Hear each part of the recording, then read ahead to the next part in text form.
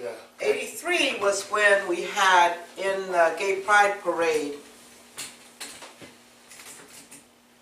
a young white man came dressed as Aunt Jemima, and he was in blackface. Now, you were there at the point, so you talk about this, because I just, you know.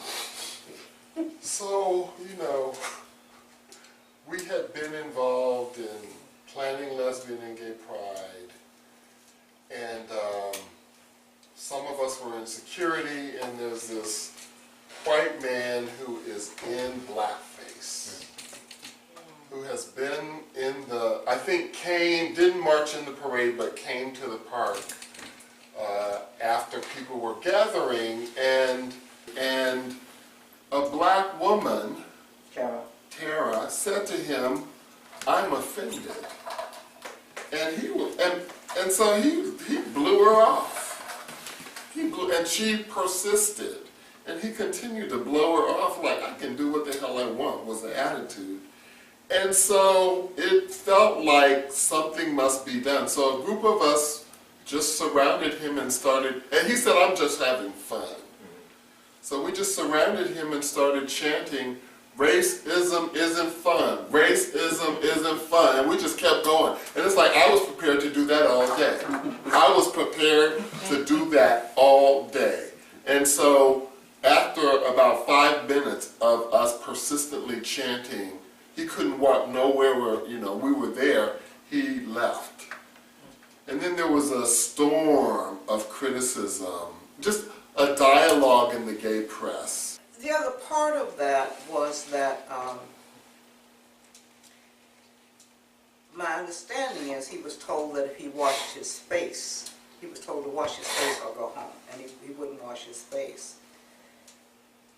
Later, I got a call from Tara, who said, "Come here, please." I went over to her apartment, and she showed me her evening paper. You opened it up, and it said in red paint, "This could be your blood, nigger." Yes, ma'am.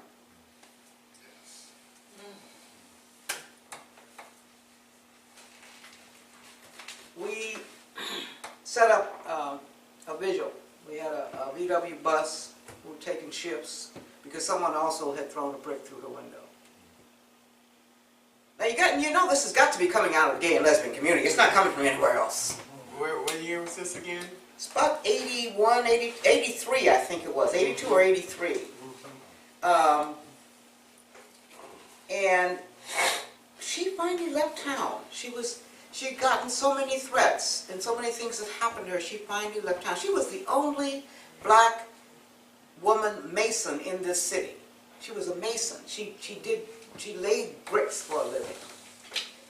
But she left the city because it was too threatening. Well, that next year, we did a training for all of the people in the security for the march, and told them how to handle things and blah, blah, blah, blah, blah.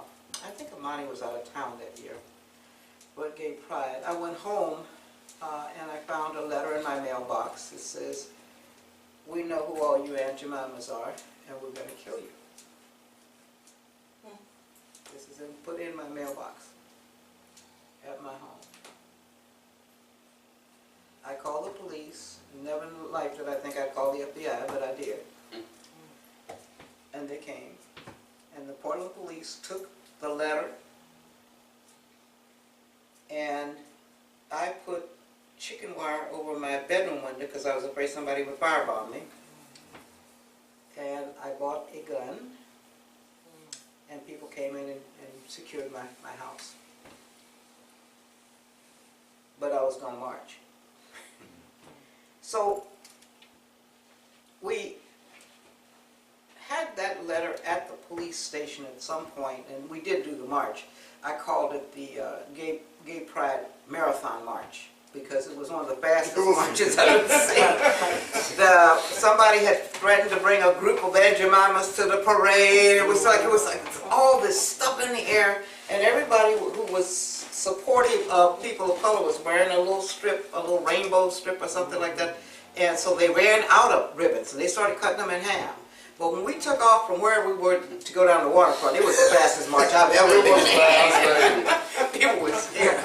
It was fast, but we were ready. It was like, you know, they said we are going to bring a contingent of Aunt Yes. Jemimas. And you know, we were not going to let that happen. Yes, yes. So it was scary. It was scary. It was scary. But what was even scarier for me was, at some point in time, I called the police and I said, what happened to my case? They said, well, we closed it. I said, how can you close it and you didn't notify me?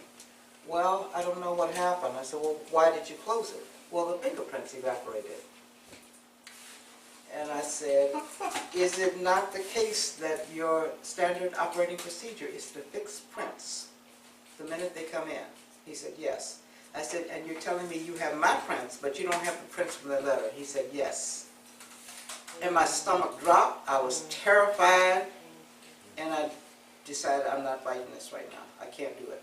I can't fight this right now. But it scared the hell out of me, because the first thing I thought was collusion or support for what had happened. Well, that's true or not is not even the issue. No, it's not. De facto, it becomes support for the other side. And that had to come from